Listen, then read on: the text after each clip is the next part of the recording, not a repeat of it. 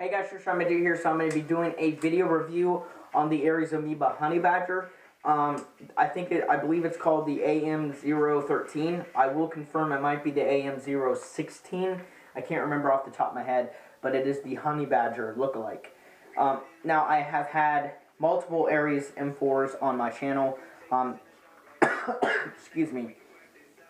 Specifically the AM-009, which I have. This is mine, and then Brandon's got one, and Devin has one, so you've seen those on my channel. The Honey Badger's a little different, so I do want to give an update on my Amoeba. I put Magpul flip-up sights on here. I got these for $11. I got a set for my up-and-coming build that I haven't mentioned. That should be done in 2 months, hopefully. It might be 3. But I got these for 11 shipped for that gun. But I ended up putting them on here, and I actually like the look of it, so I ordered another set. I also used, for that same gun that I got the same build that I got the sights for, I got a Field Sport T1 and a UTG riser. So I ended up using the UTG riser on this, and then buying my brother's Evite T1. So I had the Field Sports T1 for that build, and since I used the riser from that, I ended up ordering another riser. So I will have a Field Sports T1 with a UTG riser on that gun with the same type of sights. So basically I'll have 2 different setups, so pretty cool. That gun, I'll mention that, you know, once it gets more complete. I don't know if I'll give a hint or not later on, but I might just do a video once it's done. But yeah, pretty cool setup on here, pretty excited. You know, came with the battery. It's good to go for airsoft. I didn't want to use the Field Sports on this because the gun that I'm building is a little bit more high maintenance. Let me just say that. So I needed a higher quality optic, and I know the Field Sport optic is going to be higher quality than the Evite one. Okay, so back onto the Honey Badger though. The person that owns this gun is actually going to be doing the same build as mine, 10-to-1s, high quality setup. So I will shoot my Amoeba on this video to show you the difference. Basically, the Amoeba on a 7.4, my upgraded one, shoots better than a stock Amoeba with an 11.1. It might be hard to believe, but it is that good. Literally, I could pop a 7.4 in here and still get insane trigger response. Yeah, so basically, let's just talk about the Honey Badger now. So it's got the Honey Badger type stock, so all the way out and then all the way in. You have the battery storage compartment here, which is a very small compartment.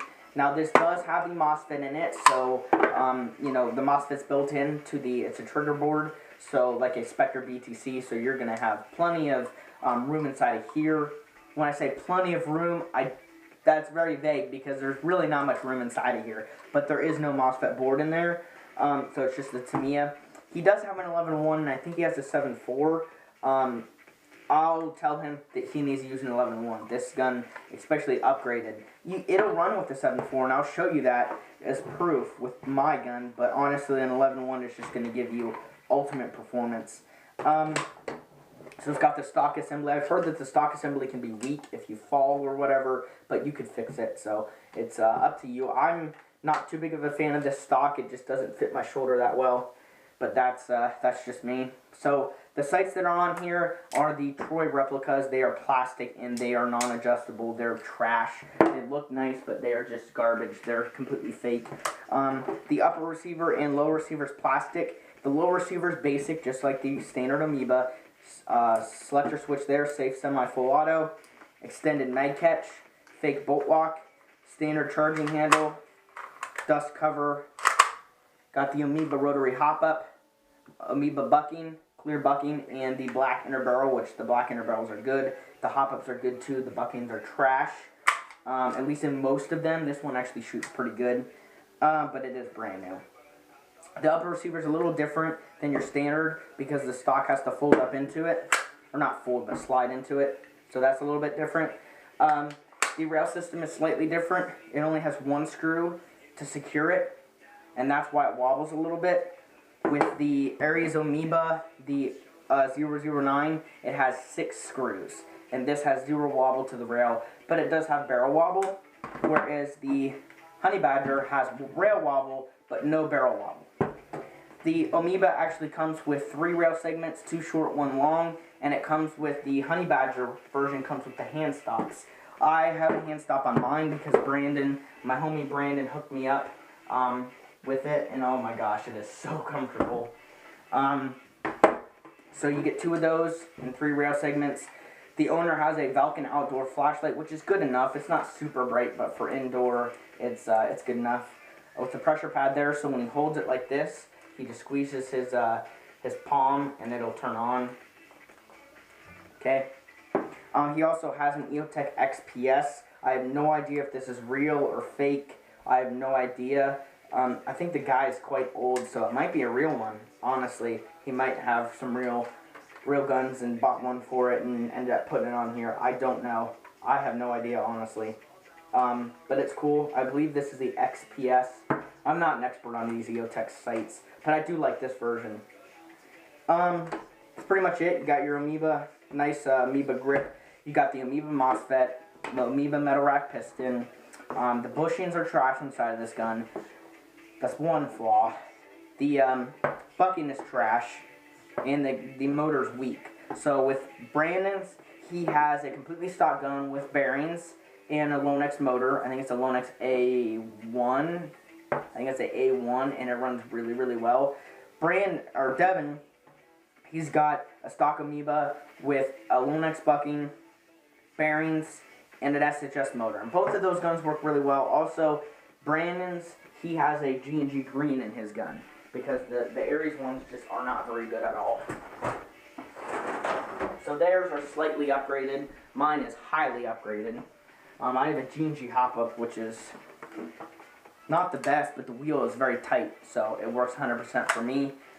Stock inner barrel, Lonex bucking, and it shoots, I'm shooting only like 320 to 330, but it shoots super quick. So let's go ahead and dry fire it real quick. I'll show you the difference. I'm going to have to use an adapter for the, and I use the same battery too. So we have a 7.4 LiPo. And if you guys are curious, it costs about $150 to $180 for about $180 for a complete build on one of these Amoebas. So if you've got deep pockets, buy the gun, send it to me, and I'll upgrade it. That's about $180. You'll get a ZCI high torque motor. You'll get bearings. You'll get 10-to-1 spur, 10-to-1 bevel. You will get a Lonex bucking, and the fee that I charge. It's about $170 to $180. It sounds expensive, but the 2 gears alone are $90, and then the motor's $30, the bucking's $5, and then shipping is between about $5. I don't know if I'm missing anything, and then Sorba pad, and that's like between $2 and $5. So yeah, it's pretty expensive, but well worth it. So here is the stock Amoeba, the Honey Badger with the 7.4. You can tell it's very responsive. I mean, the MOSFET, it keeps up, but it's slow. Okay, so then we will put that same 7.4 LiPo on my Amoeba, which has 10-to-1s, a JG Blue, which is equivalent to a ZCI high torque-ish. So, mine. Also, I'm going to shorten the trigger pull on his. I'm just going to let the battery hang. Turn it around so I can shoot it like this. Okay. So you can just see it's very, very responsive with the 10-to-1s and the high torque motor. Then we will do an 11.1 LiPo with the stock Amoeba. I will put ammo through this, don't worry. Pretty good, not bad, but it's stock.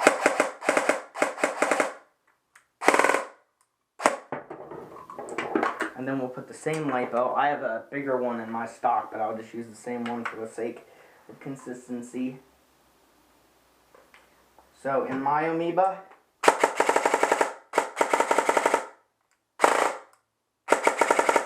okay, so you can just see the performance on this thing is just outrageous when you upgrade those parts. And that's exactly the performance of his.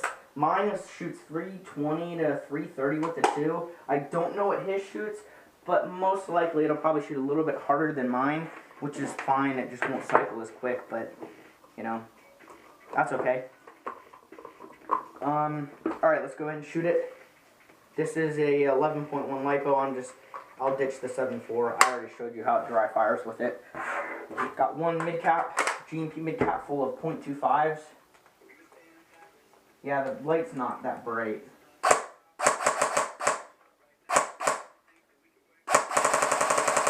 You can shoot it quick, but that's if you grab the trigger and pull it back. With the longer trigger pull, it's harder to shoot these quick.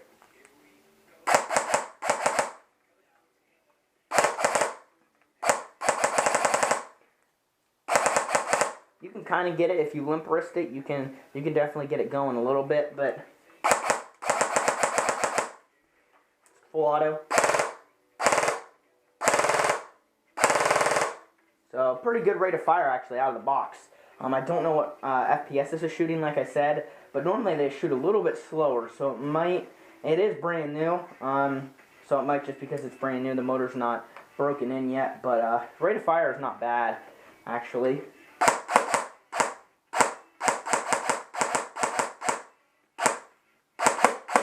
Okay, we're out of ammo. The hop-up's actually not bad on this either.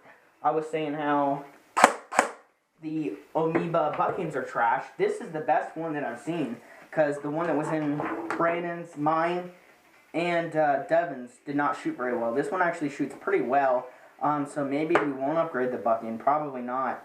It's a cheap upgrade, cheap part. It's only like $5 for a bucking, for a Lone X bucking, but, you know, $5 cheaper. It's up to him, but I mean, it shoots pretty good, so that is the ARES AMOEBA Honey Badger. If you have any questions, let me know. But again, the internals are the same between the two. If you want to know how to get your AMOEBA like that, I've had people message me and ask me. You have to have good parts. You have to have 10-to-1s to get that performance. You won't without 10-to-1s. You could use, like, I'd recommend a higher torque motor, because if you do like a ZCI balance or an SHS high torque, like those 16 TPA or 18 TPA, you're going to get probably 35 to 40 rounds a second, which is crazy high. Mine is right at 28 to 30 with a JG Blue. So I'd recommend a ZCI high torque, which is about a JG Blue, so you'll still get that 28 to 30, which is fast enough in my opinion. I wouldn't run it higher, especially with the stock gearbox shell, they're proprietary, you know, stuff like that. You just want to kind of keep it a little slower. But if you have any questions, let me know. Thank you guys for watching. Hope you enjoyed the video, and I'll see you guys later.